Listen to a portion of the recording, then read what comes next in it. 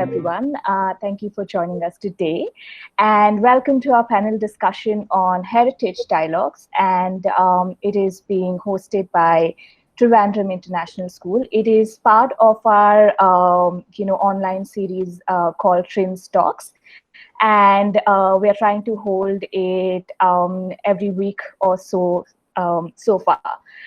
I am Astha, and I'm working as a behavioral counselor for the school. Today, for the discussion, I would like to request all the participants to keep their mics on mute and keep their videos turned off.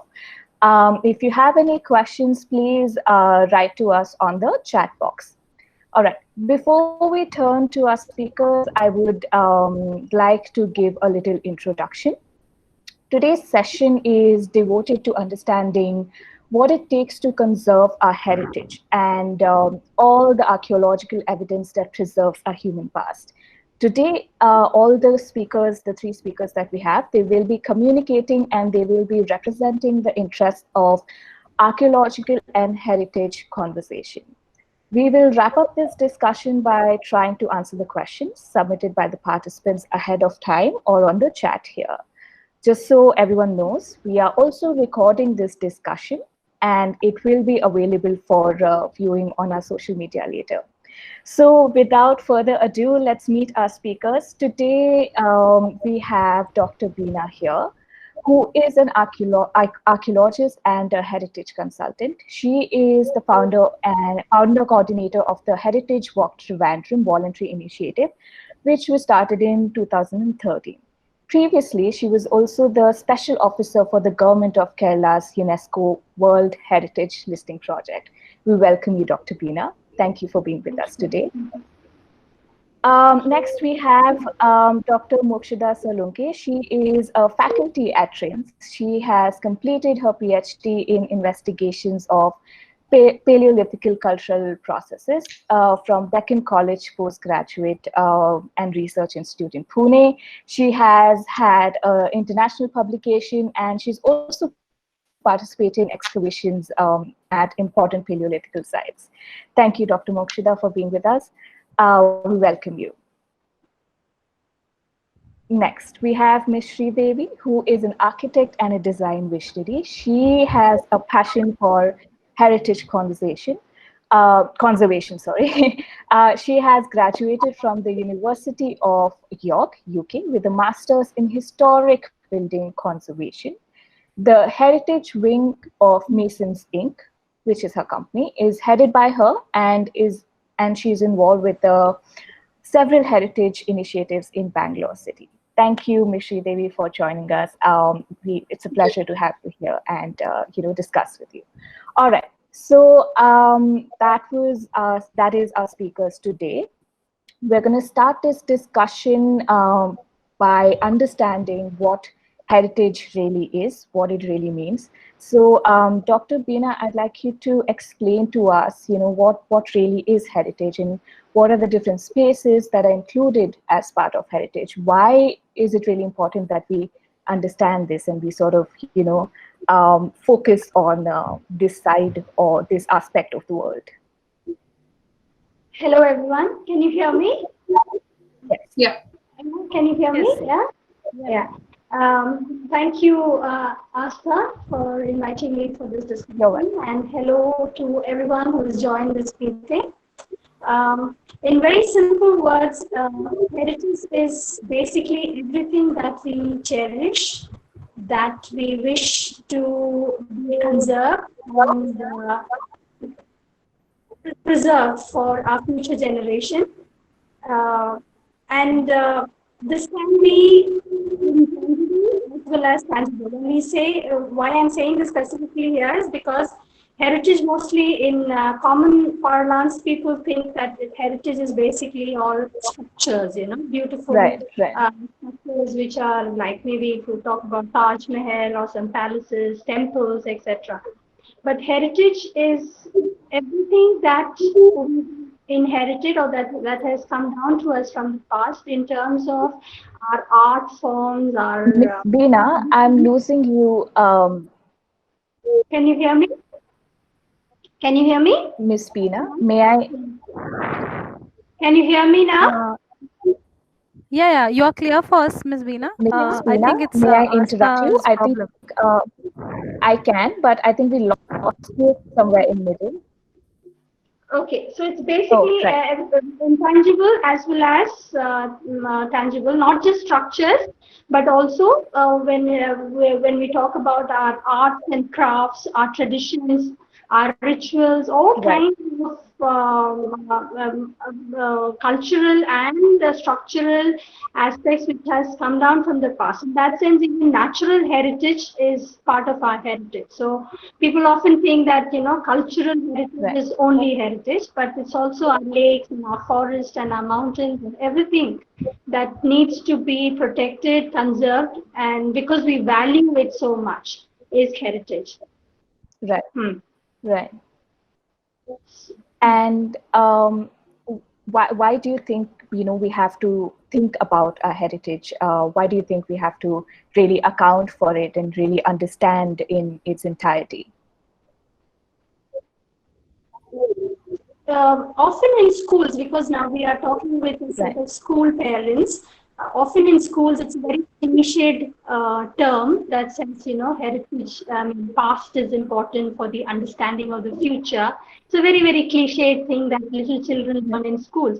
But nevertheless, the bottom line about heritage, understanding heritage or preserving heritage is just that, because it's a learning. Whatever has happened in the past, we have to put it forward to the present generation in a manner that they can relate to it and that they can learn from it. right, Because oftentimes, what has happened in the past is our events in history, and in terms of heritage, also in terms of crafts and sculptures or structures, there is so much of learning that has taken place over these centuries. India, as you know, has a very ancient history, right, so we have to, there's a lot of learning to be learned by the present generation, so that it's not just about repeating mistakes, but it's also to make the present conditions better or a better understanding and take it forward to the future also.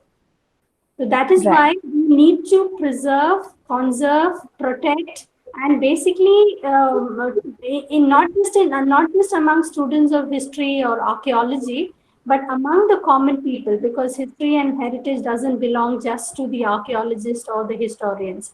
Heritage right. is, like in Hindi we say darohar. It's a darohar that everybody should be proud of it, and everybody should be able to contribute towards its appreciation and its conservation. Right. Thank you so much, Dr. Beena. I think that makes a lot of sense. All of us have to account for it because it is a part of our lives. It is part of our world. So we have to, really think about it. So we've talked about heritage. I also want our participants to understand a little bit about archaeology. So, Dr. Mokshita, would you tell us what is archaeology? And we often hear the terms archaeology and conservation together. In fact, I used it in my introduction as well. So, is there a difference between archaeology and conservation as well? Okay, to answer your And first question, one second, Dr. yeah. Mokshita. Before you continue, I would like the other speakers to put themselves on mute if they aren't speaking. Thank you. Yes, please, Dr. Mokshita, continue. Let me start again. Thank you for calling me here. And as I see, we have our principal sir also here. So it's a great honor to be a part of Trends, and Right. and as well, being able to talk about the field of my passion. So that is nice. And I would also like to say a special hi to Miss Beena. She and I are actually alumni of the same institute. So Nice. so it's nice to meet you finally. I have heard a lot about you in the school. Coming to your question, Ms. Astha, what is archaeology? When someone asks the question or someone says something like archaeology, we immediately see like Miss Beena said, like huge monuments and structures and Right. all. So Right. basically, that what archaeology actually is any object. or anything that is modified or Right. in some way or the other Right. changed by a human being. That is what archaeology studies basically. It's the study of the objects in the past that are in any way modified by Right. man. So it also Right. includes the landscapes or the Right. so anything that is modified by man after we evolved from the said uh, archaic hominin species. So that is what archaeology basically is. It's any object that is modified by man. Another thing is the difference between archaeology. Actually, there is they are sort of, they go hand in hand. When I say that, why do when we study archaeology, we are actually trying to conserve our past. So it's not something very very different from conservation. When you study the objects, you don't study them just for the fun of it. You want to protect those objects. So these two, both the fields, I think they go hand in hand. So there's no difference. As I mean, to answer your question, there's no difference in archaeology and conservation. It's just that they are part and parcel of the same holistic look of protecting our heritage.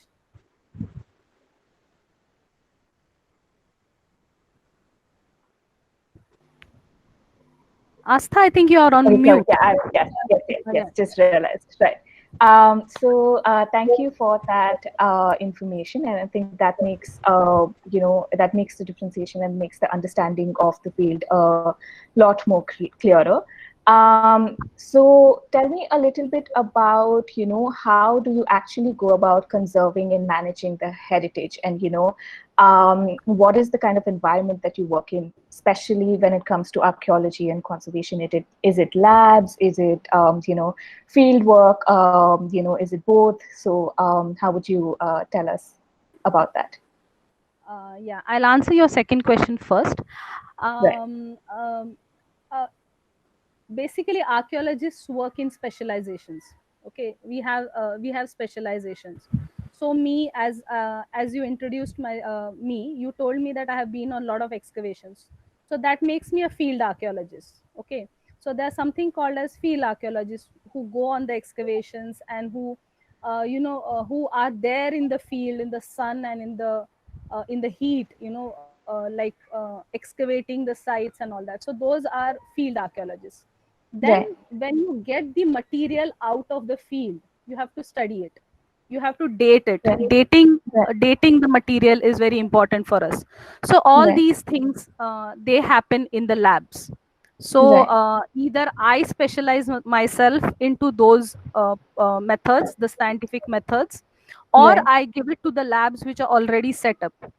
So either I go about and get myself specialized in those labs, or otherwise then there are already people who work in this, so I give my Right. material to them. So it is Right. both. Yeah, it goes hand in hand again. And Okay. coming to how do we conserve and manage our heritage and the artifacts that we recover? Right. Usually what we do is, the best way to move forward is the museums. That is how usually there are site museums set up. If there are magnificent sites like Dholavira. Have you if you have heard about the site of Dholavira, they have a site museum there. So whatever has Okay. come out of the excavation is directly kept there on display for the people to go and see. So you have the context. Having the context of the material that we excavate is very important, from where it has Right. come.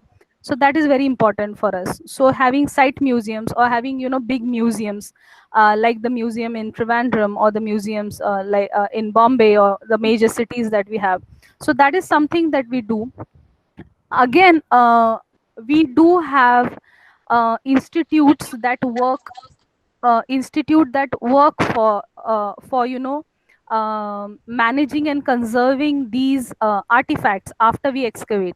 So we have huge repositories in the institutes, like you have Deccan College, all the major the institute. There's Archaeological Survey of India has a institute in New Delhi. So Right. all these, and they have repositories in the Lal Killa Right. itself. Right. So these are also, this is how we, go about it. Yeah. Right. Okay. I think that, thank you for that information as well. When it comes to really understanding this field, especially for the students, who are going to probably, venture out in this field and understand, how the work environment really is like. So I think that information really helps. Um, so since we're talking about understanding this space a little more, I will move on to Ms. Sri Devi. And I will ask you to sort of just tell us a little bit about your work and, as a head of the Heritage Wing, what is it that you really do and, what kind of projects do you delve into? Right. So before I get into the question, I just want to thank you for having me on board. I have a confession.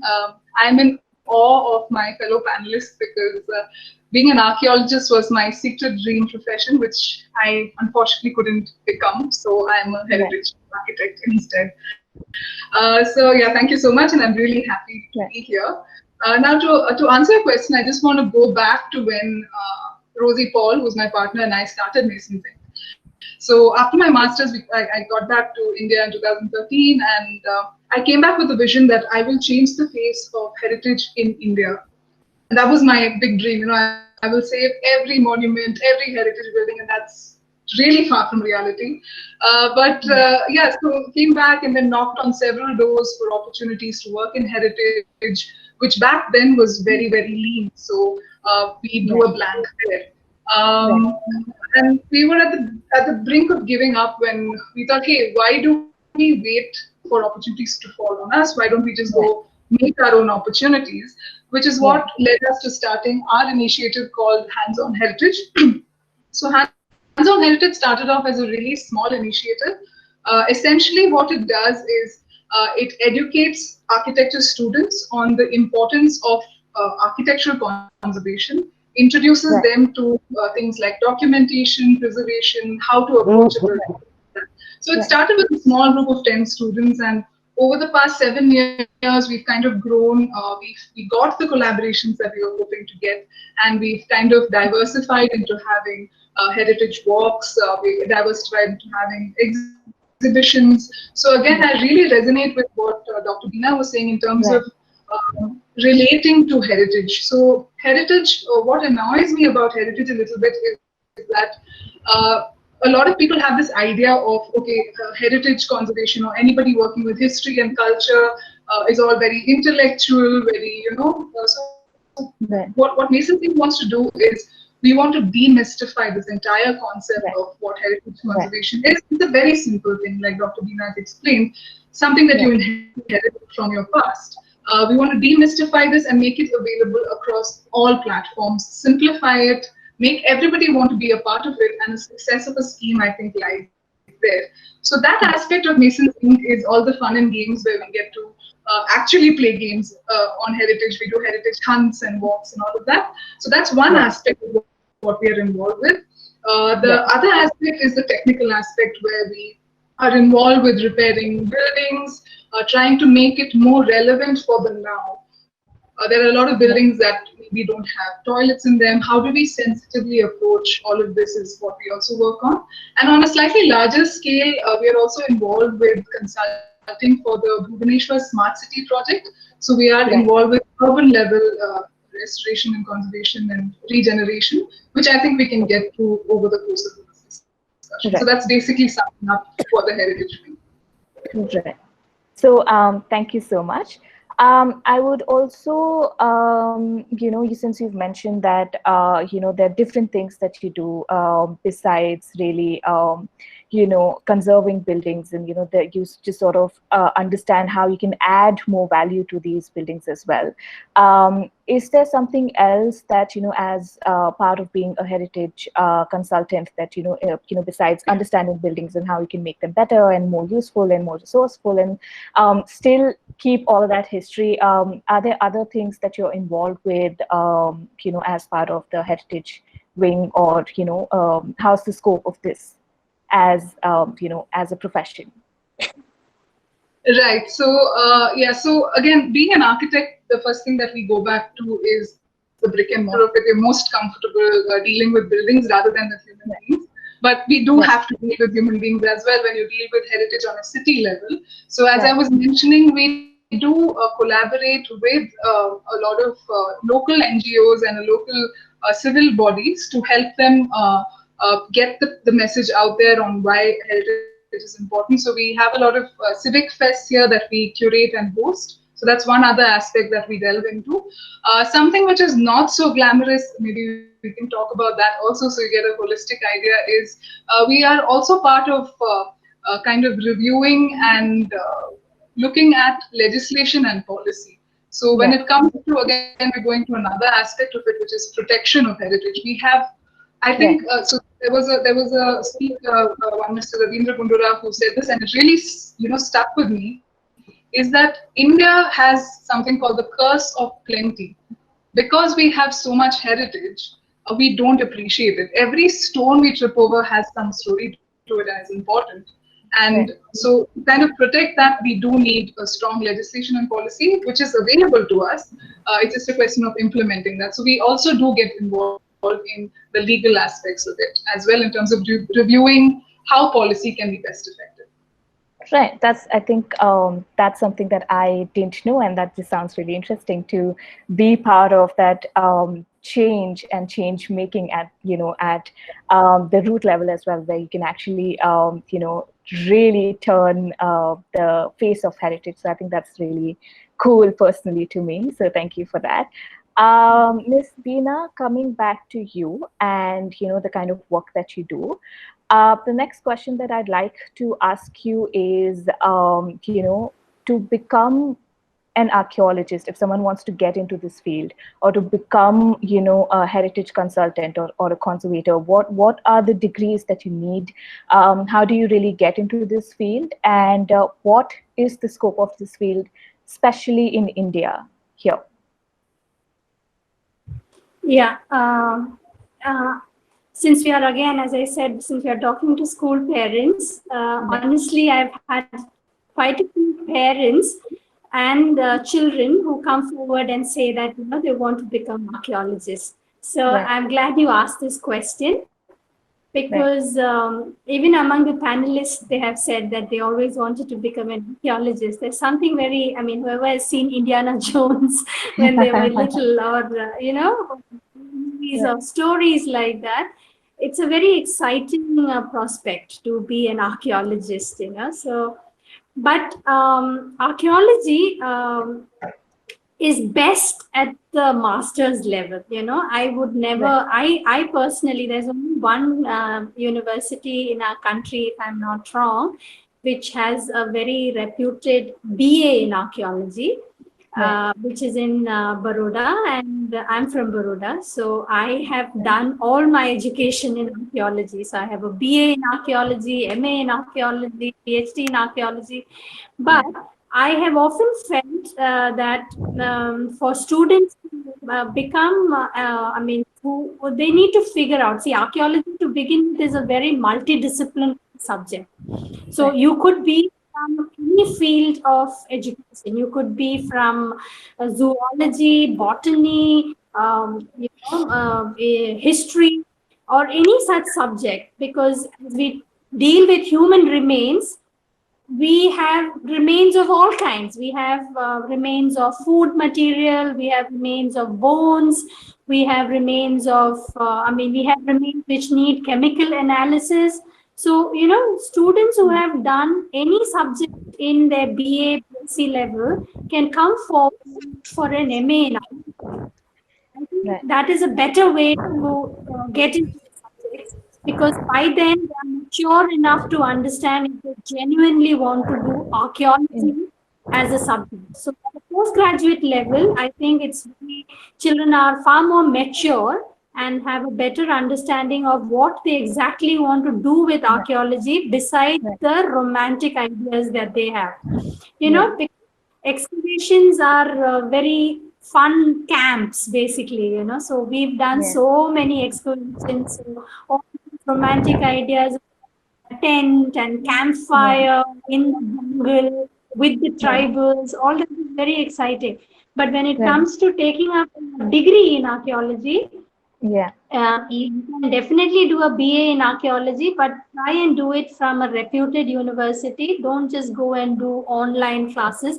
Archaeology is one subject that is on the ground. You know, you really have to get on your knees and dig the ground. So Right. all these online courses, if there are any, I don't think is a good idea. Children need to, I mean, students need to literally have experience with field work. You know, it's like Right. it's so important. So but then, as I said, at a postgraduate level is when you are more clear about wanting to do archaeology as a career option. Right. So that's when you can opt for archaeology. Right. So, Okay. So I think that path is pretty straightforward to just have your interest sort of honed, and have a little bit of clarity, to just be sure that this is the field that you want to get into. So thank yes. you, Dr. Beena, for that input. Moving on, Dr. Mokshida, there's something that I want to ask you, since, you sort of been in this field, and you've had hands-on experience, and, talking about conservation, since we're living in this world of a pandemic right now, and, we are really going through this, crisis of really routing our lives and rerouting our lives. Has it really affected the field of archaeology as well? Does it affect the conservation of heritage, and how do we, really protect it? So how do you just sort of mitigate the impact, if there is at all? Um, Yeah, like all the other fields, of course, archaeology and conservation of our heritage has been affected. Yes, Yeah. and we are in a very very unfortunate situation right now. As far as archaeology is concerned, I would like to point out that this is the season, like from February to June till the Right. monsoons, is the season for Right. excavation Right. usually Right. in all the wherever when we go on fields for exploration excavation. So that Right. has taken a setback as far as archaeology is concerned, because Right. lot of the permits which we get for excavations and all have been are there, but once the rains start, we are not we it's futile to go ahead and do the excavation. Another Right. thing is that I have a friend who works in the conservation department in the Archaeological Survey of India in Orissa, and Right. like any other, they are not able to reach to the monuments, if there is any conservation work going on. See, because when you're doing a conservation project, it's not an overnight thing.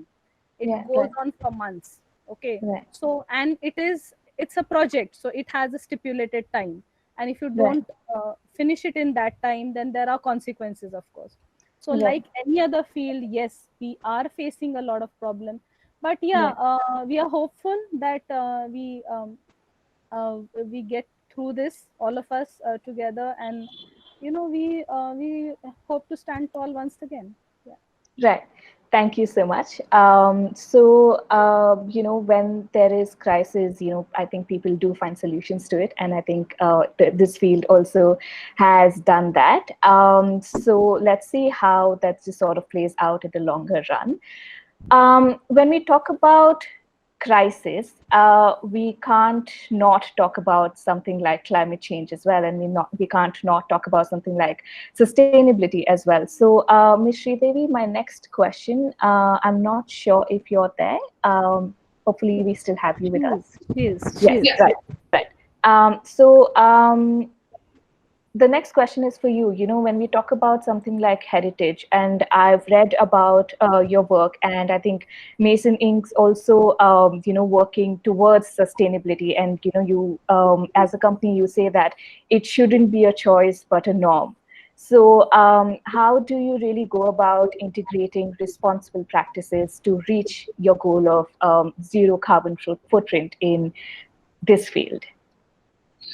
Right. So sustainability is something that is very, very close to our hearts, and something which we really really strongly believe in. Both my partner and I started our career at Orville, which is a little township close to Pondicherry. So in that township, sustainability was a type of lifestyle. It wasn't something that you do because it sounds fancy.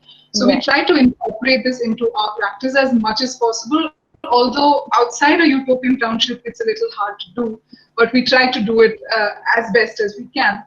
And we are fully aware that architecture and construction contributes to 40% of carbon emission, which basically means we are one of the most polluting industries in the world. And we have chosen this career. One option would be to just go into a mountain and not do anything, but that's not possible. So we just try to do the best that we can by reducing our carbon footprint and making people aware about this as well. So at Masons Inc., we work in 3 verticals. One is sustainability and sustainable construction practices, where we try to build with natural materials, and we also try to educate our clients on the importance of sustainability, not only from a point of view of it for a greater good of the environment, but also for yourself, because basically a building is your third skin. You have your skin, you have your clothes, and the building is your third skin. So it's very important that that aspect of your life is also healthy. So we kind of promote natural building and buildings that sit lightly on the environment. So that's the sustainability aspect of it.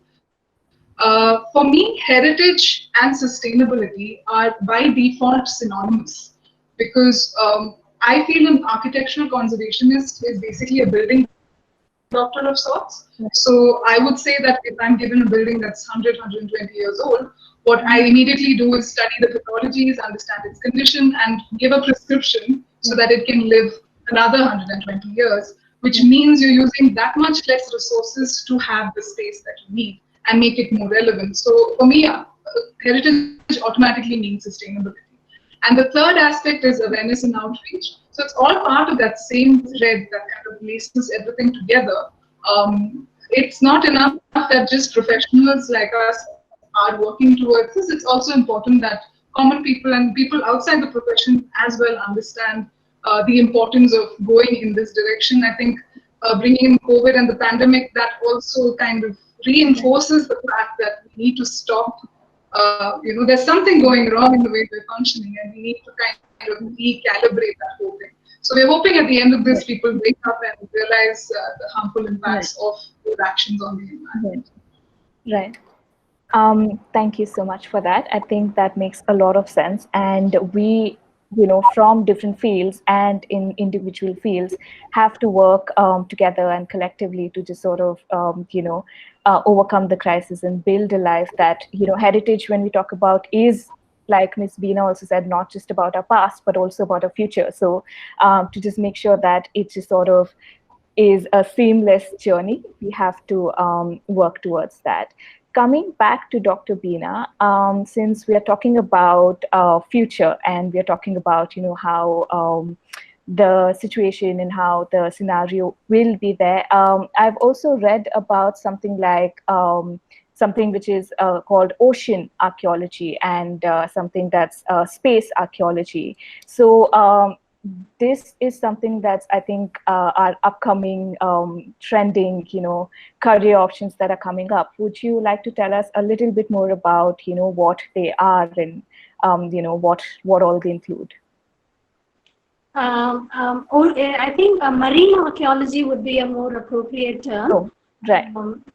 So marine archaeology, again, is a field of archaeology. As I said, it's a very multidisciplinary subject.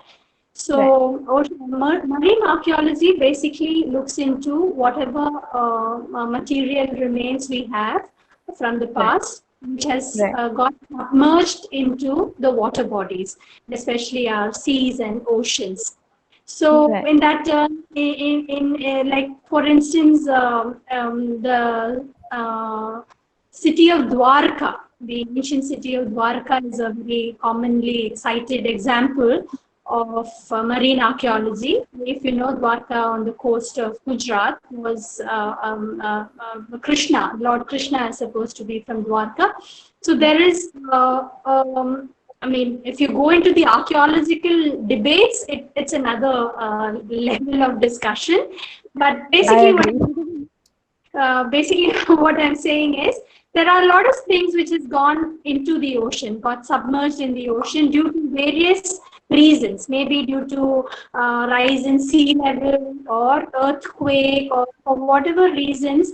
A Right. lot of even like for instance, more in I mean, like ships which have got sunk, sunken Right. ships, and treasure ships, and all Right. that which happened in the recent past also Right. is part of this study of marine archaeology. So Right. that is becoming now as science has progressed and we have more advanced cameras and diving equipments and all that. Right. So that subject has widened the scope of marine archaeology because we have more technicians and greater better gadgets etc. Right. to Right. survey what is under the ocean. Right. Similarly, space archaeology is a very, it's quite at a neonatal stage. So I guess Right. when we are considering to, live in the space, then our next neighborhood is going to be a space. So I think understanding of life forms there, I don't know how well it has actually progressed, but it's at a very Right. neonatal stage still. But Right. marine archaeology is a very, very thriving, very, especially in a country like India, which has an enormous, we have a huge coastline. So, Right. and we have had enormous number of coastal trading centers. We had Right. seaports all across our peninsula. So there's Right. a lot of scope for marine archaeology. Right. Okay. And I think that's really it, right? We just have to keep digging and we have to keep just sort of discovering more and more and more to understand our past and just work from there. So moving further with the same line of thought, since we're talking about there's so much to find. Dr. Mokshita, would you tell us, a little bit about, some of the best archaeological finds, that our readers can read further about to develop their interest and to sort of, understand a little bit more about archaeology from there? Are there any resources? Is there something that you would recommend as a reading material for our participants? Yeah. The archaeological finds which are like most interesting to read about outside India and inside India, I have I on top of my head I can come up with a few sites which you can read about. Even if you go online, you can read about. There are sites such as Olduvai Gorge that gives the evidence of the oldest human species, like the oldest archaic humans that we had from there, from where the evolution of our species starts. Then you Yeah. have sites like Daminisi. You have these are all in Europe. You have sites like Saint Ashul and Atapuerca. Atapuerca is a very beautiful site where you have these huge rock paintings. Right. That is very beautiful. Now, talking about rock paintings in India, we have this site of Bhimbetka in Madhya Right. Pradesh. Okay. Yeah, that is a UNESCO heritage site.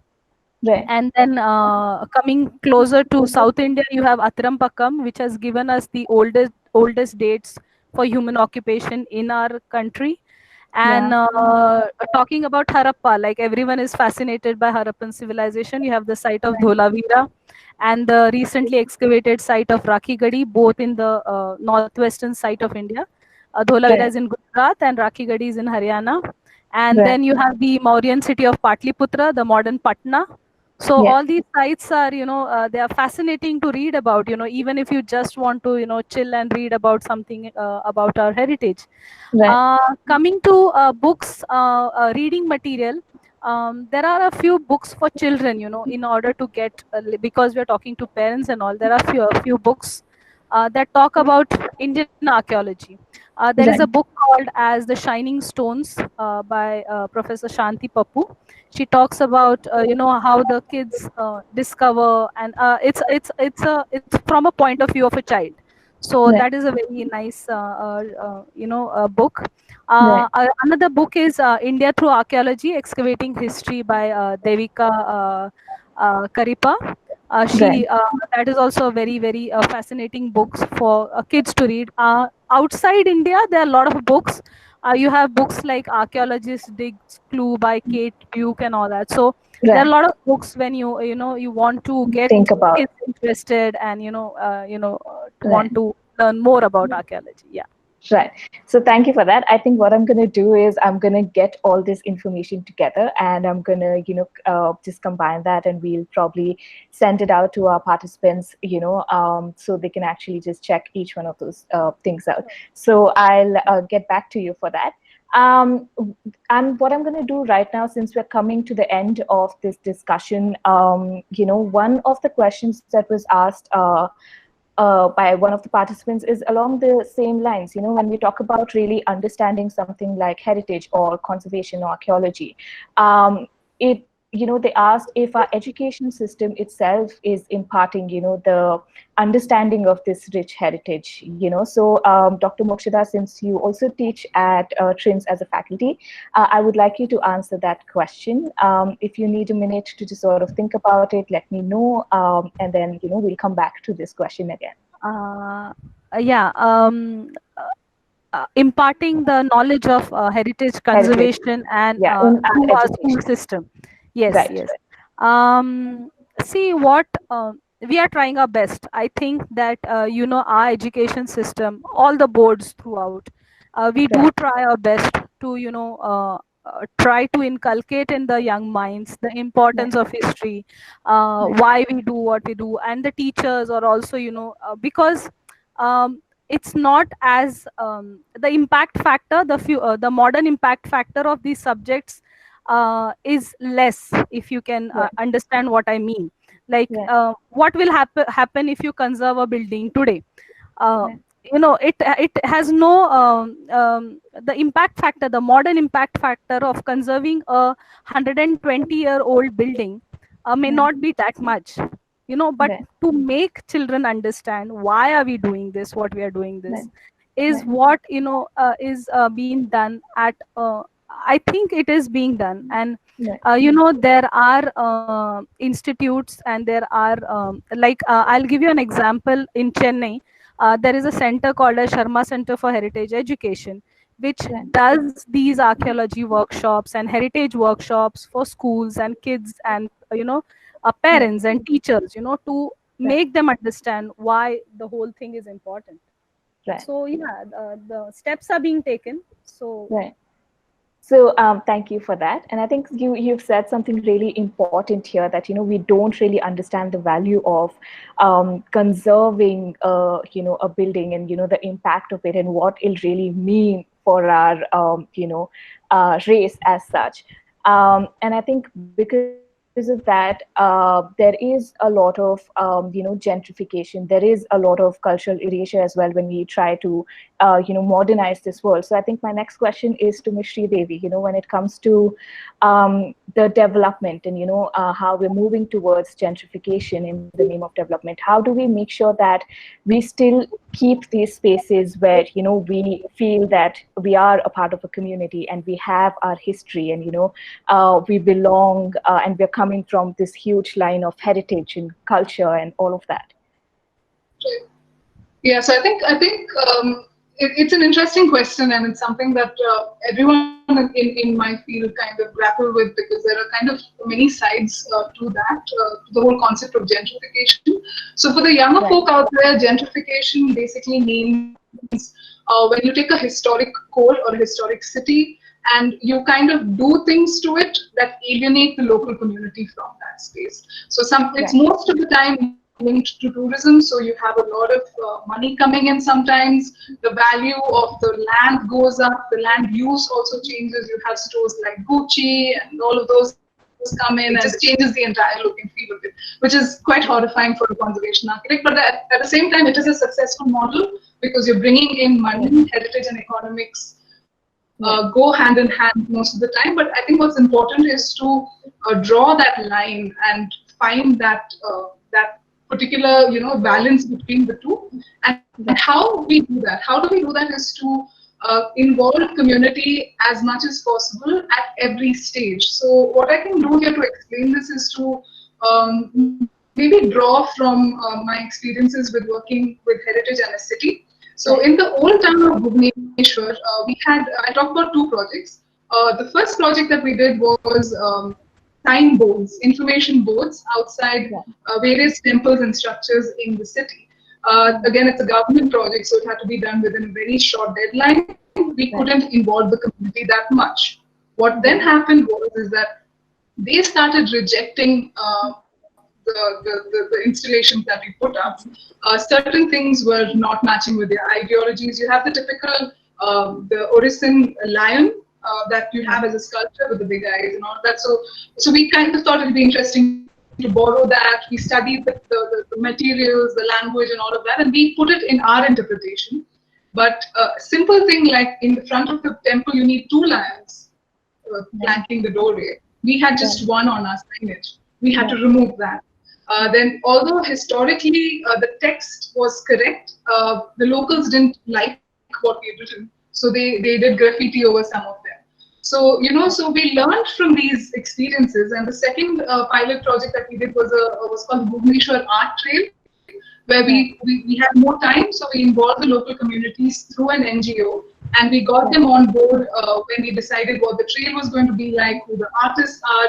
So we could really see the difference in terms of what is successful and what is not successful when you're doing something at a city scale in a public space. Talking about gentrification in the Indian context, I mean, you can maybe not agree with me, but I somehow feel that our communities are so strong in these older city cores that it's almost like, I'm not saying it's not possible, but it's harder to do gentrification. They will push back. They will push back, and they will teach the conservation architect how she's supposed to do her job. So I feel that it's hopeful for us because we still are very rooted in our tradition and our culture. So it's good in one aspect. And when you look at it from a completely technical point of view in terms of how conservation is supposed to be, sometimes there are clashes. So we just have to look at how to maneuver it in a good way, keep all parties and stakeholders happy by involving them at every stage. So that would be beautiful. So thank you for that. And I think because you're working in that field and you have had experience with that, it just sort of helps us understand how you're moving forward in this line of field and this line of career a lot better. So thank you, Ms. Devi. We are now at the end of our talk. I would just like to ask a last question to all of you, actually. As part of audience or public, as we say, and Ms. Beena, you've actually worked with a lot of public outreach programs and a lot of public awareness programs. So is there something we as people, can do to just further the cause of protecting our heritage and just further the cause of understanding and, making it a much, much stronger space? I'd like to start with Ms. Beena, and we'll just ask for Ms. Mokshada and Ms. Sridevi. From my experience of heritage work here in Trivandrum, or for that matter, when I was in Pune also, I'm from Pune also, so wherever I feel a sense of ownership is what is most important, among people. I would say the heritage is not just for the archaeologists or the historian. So every human being and children, including children, I mean, they have to have a sense of ownership. So I think as educators, what we can do is bring in that sense of ownership among whichever community they are working with, whether they're working with the student community or the parent community or whatever community that they're working with, to bring in a sense of ownership to say that this does not belong to just the government. It's not just the government's job to protect it, or it's Right. not just some authority's job to protect it. It is Right. your duty also. Right. So, and luckily I mean, in Kerala, we have a much more aware and educated citizen group here. So, Right. the kind of destruction is much less, I feel. From my experience of Right. living in different cities, I Right. feel much less. Kerala is a much more sensitive society which Right. tries to protect these aspects of history and heritage. But Right. that sense of ownership is what is most important. And once you feel that this belongs to you, you invariably try to protect it Right. in whatever capacity you can. And the Right. second thing that I will say specifically, since we are talking about what ordinary or common or lay people can do for this, is even if you have an old structure, like often people say, "Arey, why are you, demolishing your own house and building something new?" But honestly, that person who lives in that old building knows the troubles of maintaining an old structure, and it's Right. not an easy task, maintaining. Mm. Sridevi will say that, how difficult this whole conservation process is. It's not Right. easy. Like, you have a pretty house, so don't demolish it. Keep it like that. While the person who's saying is happy in his or her flat or a new bungalow. Right. Right. If the person, I feel that if there is some kind of help from the government as to sustain or maintain that old structure, it's a good help. Otherwise, even if you want to demolish your ancestral home and build something new, the least you can do is document. In Right. today's world, where every individual has a smartphone or a camera, the least you can do is document that To piece of preserve. heritage completely, even if it is a piece of ornament. Like, a lot of women, especially girls, inherit a lot of jewelry from their mothers and grandmothers Right. and great grandmothers. And some children, some girls probably don't appreciate the beauty of that 150-year-old necklace or something, and she'd Right. rather melt it and make it into something else. Go ahead Right. and do it, but then just document Right. that piece of Right. heritage jewelry just the way it is before you actually melt it or change it. Yeah. Change it. Just Right. these two basic things that any human being can do. Right. So thank you for that. And I think actually we have come to the end of our talk, and we don't have a lot of time. So what I'm going to do is I'm going to take your own inputs, Dr. Mokshada and Ms. Devi, and I will send that out to our students and participants on their email. We also have two questions from our participants. One is about 3D recreational modeling projects, and one is also about role of technology. So both of the participants, I am sorry, right now we don't have enough time to get into details of these questions. I will definitely reach out to our speakers, and I will get their detailed opinion, and I will be sending these answers to you via email. And I'd appreciate your patience. Thank you so much. So given that we spoke about so much today, and you've given us your valuable time, I thank you, all three of you, to just come and be here with us, and just sort of tell us your own experience and your own and it's very important to just understand a field from a real life perspective. So I think that definitely would have helped a lot of our students and participants. I would just like to conclude this session. We've talked about what heritage is, and it doesn't just include buildings. It includes a lot more, and it includes part of our histories. And it's very important to just sort of think about it, because it not just reconnects it to our past, but sort of helps us build our future as well. We've also talked about how moving forward we can include sustainability. We can make sure that all the communities still feel a sense of belonging. Ms. Beena, Dr. Beena has told us about how to get into the field.